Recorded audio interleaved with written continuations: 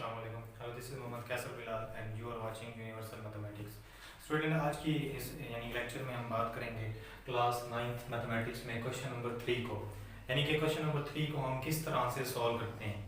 ठीक है, इसमें हमें कहा गया है कि a plus c a plus 2b c minus 1 and, ठीक है, इसमें हमें कहा गया है कि a plus c a plus 2b c minus 1 and 4d minus 6, ये एक मैट्रिक्स दिया हुआ है। ये इक्वल है हमारे पास 0 माइनस 7 3 एंड 2d के। इसमें हमें कहा ये गया है कि आपने a b c and d की वैल्यूज को आपने फाइंड आउट करना है।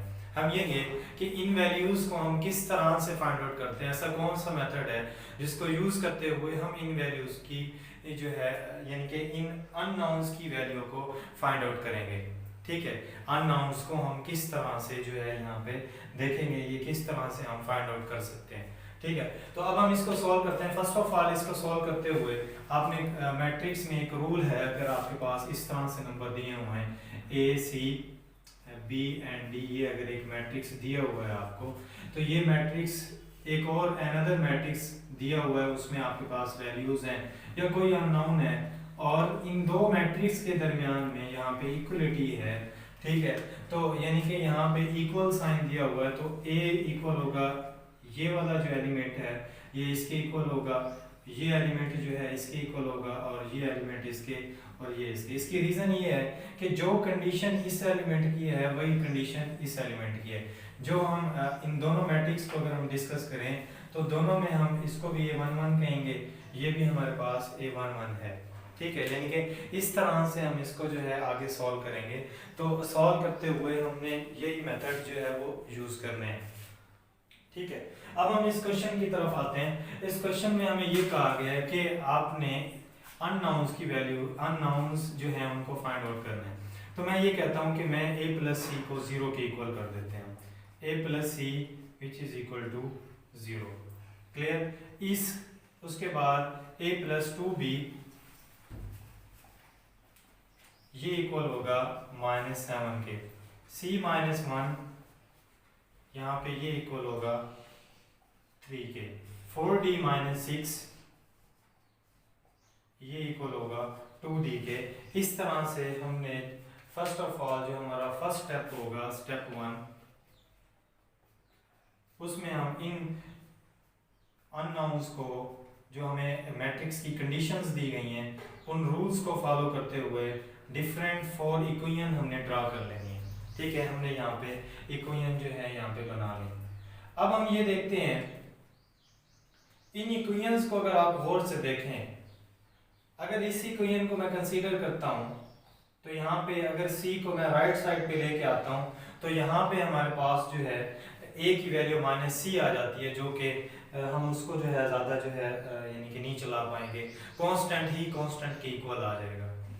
अगर हम इक्वेशन 2 को देखते हैं, इक्वेशन 2 में हमारे पास a plus c plus 2b equal to -7 दिया हुआ है। ठीक है, तो यहाँ भी हमारे पास 2 अननोन दिए हुए हैं, इसको भी हम इजीली सॉल्व नहीं कर सकते। किसी भी इक्वेशन को सॉल्व करते हुए अगर 2 अननोन्स दिए हुए हैं तो उनमें से एक अननोन की अगर हमें वैल्यू दी जाएगी तो हम इजीली दूसरे की फाइंड आउट कर सकते हैं। तो यहाँ पे हमें दिया हुआ है c minus 1 equal to 3। Clear, अब हम ये देखते हैं कि यहाँ पे जो c माइनस 1 जो इक्वेशन 3 है हमारी, इक्वेशन 3 में हमारे पास जो अननोन दिए हुए हैं वो 1 है, यानी कि एक c दिया हुआ है, उसके अलावा और कोई नहीं है। तो हम क्या करेंगे, 1 को इस तरफ लेके आएंगे तो हमारे पास 3 प्लस 1 इक्वल टू 4, और c की जो वैल्यू आती है हमारे पास यहाँ से 4 आ जाती है। क्लियर, यानी कि यहाँ से हमने c की वैल्यू को इजीली फाइंड आउट कर लिया। अब हम यूं करते हैं कि अगर मैं इक्वेशन सेकंड को कंसीडर करूं, ठीक है, इक्वेशन सेकंड में हमारे पास ये है जो दी हुई है, वो है हमारे पास स्क्रीन पर a plus C equal to 0। Second ही की मैंने फर्स्ट को कंसीडर कर लिया। ठीक है, इक्वेशन फर्स्ट हमें जो दी हुई है a plus C equal to 0। अब हम यहाँ पे क्या करेंगे, c की वैल्यू हमारे पास मौजूद है वो 4 है, क्योंकि हमने यहाँ पे c की वैल्यू को फाइंड आउट किया है। तो c की वैल्यू हमारे पास 4 आई है, और यहाँ से 4 को जब मैं राइट साइड पे लेके आऊंगा वो -4 हो जाएगा, और यहाँ से आपका ये आंसर है। यानी कि अब आपने सी की वैल्यू भी देख ली और ए की वैल्यू भी देख ली। अब इन दोनों वैल्यूज को यूज करते हुए हम बाकी जो बचे हुए हैं उनको डिस्कस करेंगे। अब यहाँ पे अगर मैं इक्वेशन सेकंड देखूं, यहाँ पे ए यूज हो सकता है और ए की वैल्यू हमारे पास वहाँ पे -4 दी हुई है। तो हम क्या करेंगे, मैं इक्वेशन सेकंड कंसीडर करता हूँ, ये हमारे पास है a plus 2b which is equal to -7। अब हम जानते हैं a की वैल्यू हमारे पास -4 है, तो यहाँ पे मैं पुट कर देता हूँ -4 प्लस 2b इक्वल टू -7। -4 को हम राइट साइड पे लेके जाएंगे, 2b इक्वल टू -7 प्लस 4 होगा, यहाँ पे 2b ये -3 बाकी होगा और b इक्वल टू -3/2। तो यहाँ से हमारे पास b की वैल्यू भी आ गई।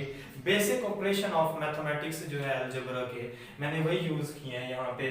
Right side to left side to right side की तरफ मैं -4 को लेके गया हूँ, तो उसका साइन चेंज हो गया है और -7 प्लस 4 जिसका साइन बड़ा होता है उसका हम यहाँ पे लिख देते हैं। उसके बाद यहाँ पे b दिया हुआ है और b की वैल्यूज को फाइंड आउट करने के लिए 2 से होल साइड पे डिवाइड किया मैंने, यहाँ भी 2 से डिवाइड किया, यहाँ भी, तो b की वैल्यू -3/2 आ गया।